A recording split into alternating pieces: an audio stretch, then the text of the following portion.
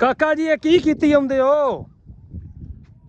ਕਾਕੇ ਦੀ ਠੇਕਾ ਮਾਰਿਆ ਜੀ 300 ਰੁਪਈਆ ਕਾਕੇ ਨਾਲ ਲੈਣਾ ਤੇ ਆਹ ਵਾੜਾ ਤੁਹਾਨੂੰ ਵਿਖਾਨੇ ਆ ਤੇ ਇਹ ਜਨਾਬ ਇਹਨਾਂ ਸੱਟਣਾ ਆ ਵੇਂਦੇ ਹੋ ਐਵੇਂ ਥੋੜਾ ਥੋੜਾ ਮੱਲੜੇ ਤੇ 300 ਰੁਪਈਆ ਇਹਨਾਂ ਮੇਰੇ ਨਾਲ ਮੁਕਾਇਆ। ਦੱਸੋ ਮਜ਼ਦੂਰ ਆਦਮੀ ਵਿਚਾਰਾ ਕਿਤੇ ਜਾਏ, ਬਾਰਿਸ਼ ਹੋ ਗਈ ਏ ਉਹਨਾਂ ਆਖਿਆ 300 ਲੈ ਕੇ ਅੱਧਾ ਕਿਲੋ ਦੋਵੇਂ ਜਣੇ ਖੰਡ ਹੀ ਅਸੀਂ ਘਰ ਲੈ ਜਾਂਦੇ।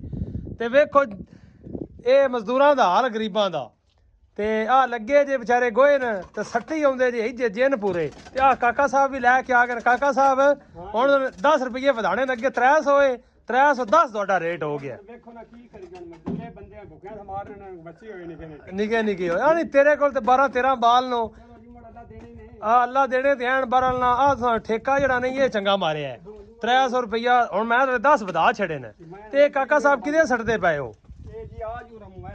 ਅੱਛਾ ਆ ਜੀ ਸੇਮ ਵੀ ਤੁੰਨੋ ਤੋਨੇ, ਬਾਰਿਸ਼ ਵੀ ਫੁੱਲ ਹੋਈ ਪਈ ਹੈ, ਕੰਮ ਜਿਹੜਾ ਨਾ ਸਾਰਾ ਹੀ ਡੈਮੇਜ ਹੋਇਆ ਪਿਆ ਤੇ ਅਸੀਂ ਸੜਦੇ ਪਏ ਆ ਸੇਮ ਦੇ ਵਿੱਚ ਇਹਨੇ ਤੋਂ ਜਾਨ ਪੈ ਛੁਡਾਨੇ ਆ। ਠੀਕ ਹੈ ਕਿਉਂ ਕਾਕਾ ਸਾਹਿਬ? ਕਿਉਂਕਿ ਜਾਨ ਛੁਡਾਵਾਂ ਦੇ ਤਾਂ ਹੀ ਕੋਈ ਕੰਮ ਬਣੇਗਾ। ਇਹ ਆ ਵੇਂਦੇ ਹੋ ਬੂਟੀ ਜਿਹੜੀ ਏ ਫੁੱਲ ਜੁੜੀ ਪਈ ਏ, ਆ ਵੇਂਦੇ ਪਏ ਹੋ ਪੈਪ ਦੇ ਸਾਹਮਣੇ ਤੇ ਸਲਾਬ ਇੰਜ ਜਿਵੇਂ ਸਾਡੇ ਕੋਲ ਆਇਆ ਪਿਆ ਤੇ ਚਾਚੇ ਦੀ ਫੋੜਾ ਲੈ ਕੇ ਕੋਲ ਖਲੋਤੇ ਨੇ, ਕੰਮ ਸਹੀ ਨਾ ਕਰਨ ਤੇ ਇਹਨਾਂ ਨੂੰ ਬਿਲਕੁਲ ਜਿਹੜਾ ਨਾ ਸਜ਼ਾ ਦਿੰਦੇ ਨੇ।